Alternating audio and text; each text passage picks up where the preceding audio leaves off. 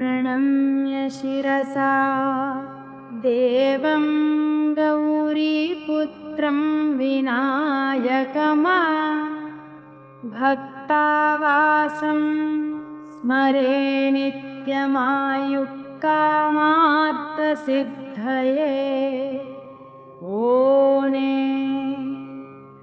प्रथमं वक्रतुण्डं च एकदन्तं द्वितीयकं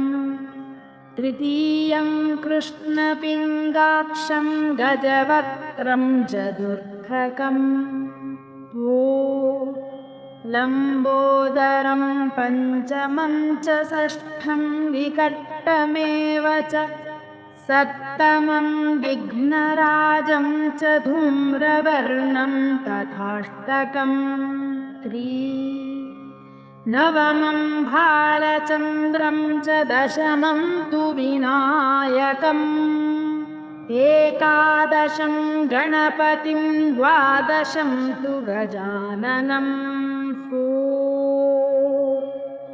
द्वादशैतानि नामानि त्रिसन्ध्यं यः पठेनरः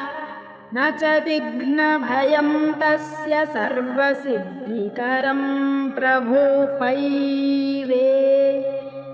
विद्यार्थी लभते विद्यां धनार्थी लभते धनं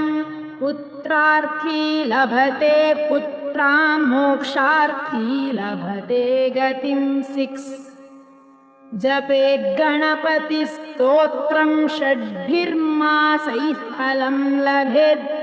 संवत्सरेण सिद्धिं च लभते नात्र संशयः सेवे अष्टभ्यो ब्राह्मणेभ्यश्च लिखित्वा यः समर्पयेत् तस्य विद्या भवेत् सर्वा गणेशस्य प्रसादतः इति श्रीनारदपुराणे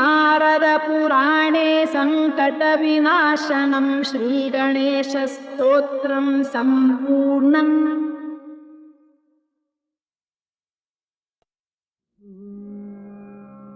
प्रणम्य शिरसा देवं गौरीपुत्रं विनायकमा भक्तावासं स्मरे नित्यमायुक्कामार्थसिद्धये ओने प्रथमं वक्रतुण्डं च एकदन्तं द्वितीयकं तृतीयं कृष्णपिङ्गाक्षं गजवक्त्रं चतुर्थकं लम्बोदरं पञ्चमं च षष्ठं विकटमेव च सप्तमं विघ्नराजं च धूम्रवर्णं तथाष्टकं नवमं भालचन्द्रं च दशमं तु विनायकम् एकादशं गणपतिं द्वादशं तु गजाननं द्वादशैतानि नामानि त्रिसन्ध्यं यः पठेनरः न च विघ्नभयं तस्य सर्वसिद्धिकरं प्रभो पैवे विद्यार्थी लभते विद्यां धनार्थी लभते धनं पुत्रार्थी लभते पुत्रां मोक्षार्थी लभते गतिं 6 जपेत् गणपतिस्तोत्रं षड्भिर्मासैः फलं लभेत् संवत्सरेण सिद्धिं च लभते नात्र संशयः सेवे अष्टभ्यो ब्राह्मणेभ्यश्च लिखित्वा यः समर्पयेत् तस्य विद्या भवेत् सर्वा गणेशस्य प्रसादतः